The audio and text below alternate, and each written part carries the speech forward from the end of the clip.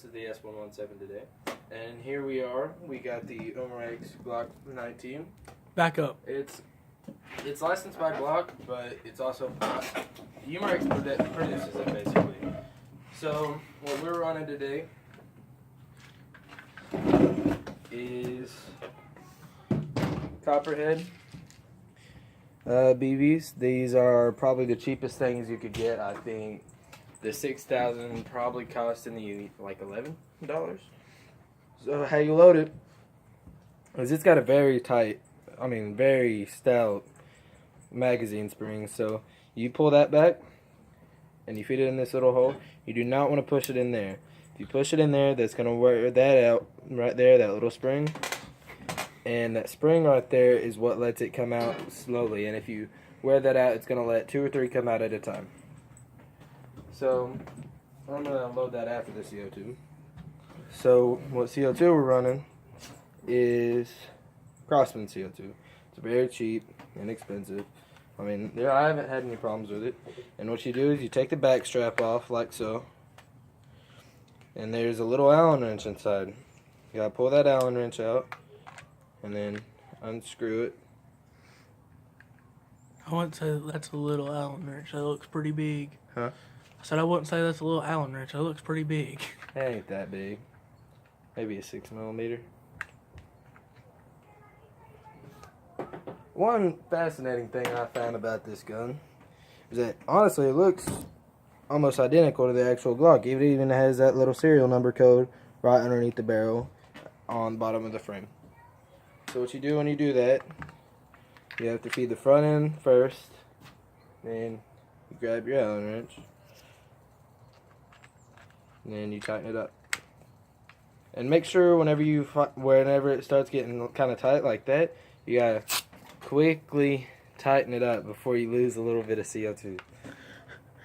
And I think my cameraman just had a little heart attack right here. I wasn't expecting it. I was thinking about the video that me and you were going to make for my channel explaining what I did.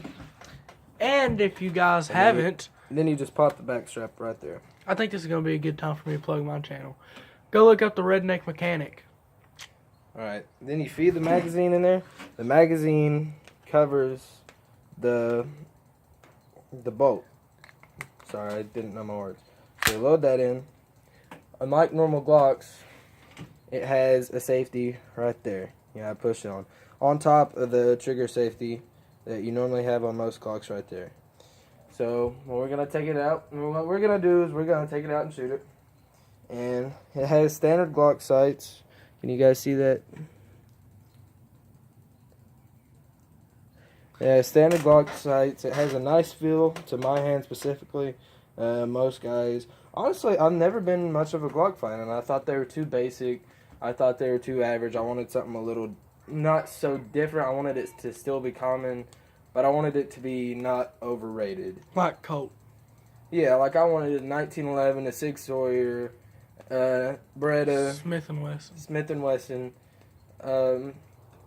maybe even a Taurus. I know they don't. Those are nice. I know they don't have as good as quality as they used to, but they are still pretty decent quality weapons. But I still wouldn't want a Kel-Tec. But I like the feel of this since I have a fairly large hand, and it really helps for one-handed and two-handed. The slide is steel, but it does not reciprocate. It acts like it wants to a little bit. There's the slide catch cut right there, and the magazine release is placed really where you would want it to be. You don't have to move your hand, you don't have to reposition it. It's just simple. I didn't want to take the mag out because every time you take the mag out with this, it drops a BB. So what we're going to do is take it out and shoot it. It's a really nice gun. The only complaint I've had recently is it shoots a little bit high, so let's hope we don't get a lot of that. Sorry, we had to take a little break, do some stuff, and get the camera angle changed, as you can see. So what we're going to do, take the safety off and get ready to shoot.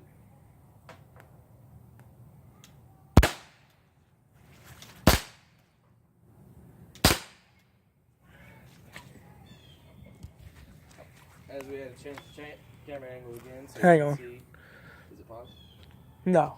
Just keep talking. Alright, so we had to change the camera angle so you can see the general idea where we're hitting and kind of see that it is hitting. Honestly, from this angle, I'm probably standing about 3 feet higher than what the ground is. If I'm not mistaken, it's hitting right where I want it to. So that's a very good plus. I mean, if you're, let's just say you're wanting to go bird hunting with this, and I know this will take down one. I've killed one with it before. But you would be able to hit it, and it'd be so much better to hit it with that. So we're going to take our next few shots. Aiming at the D.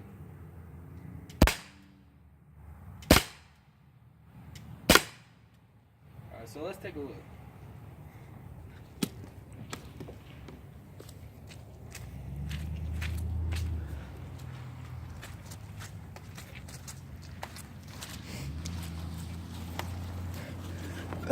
I think we definitely missed where I was aiming here.